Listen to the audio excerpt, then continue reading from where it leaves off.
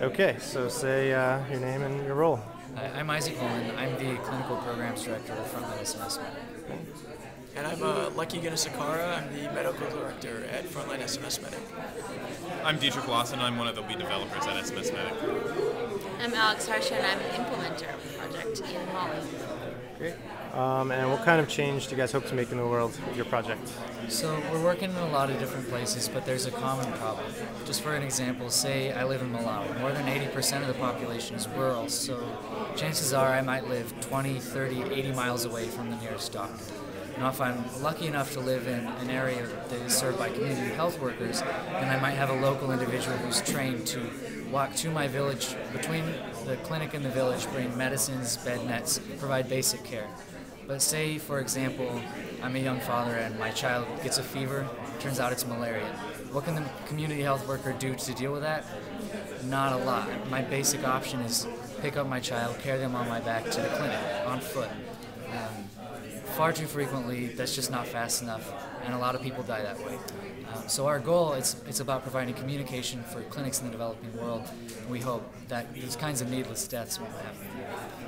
Okay, and do you want us to answer what kind of help or resources your project might need? Sure. You want to start? Sure. So we're kind of like the babies right now.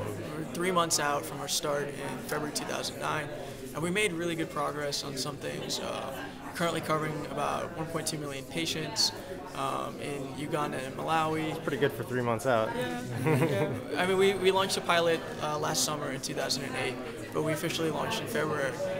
I think moving ahead, the major problem is that we're getting some support from clinical partners like Clinton Foundation and Partners in Health, largely because they really want this technology and they want it like yesterday.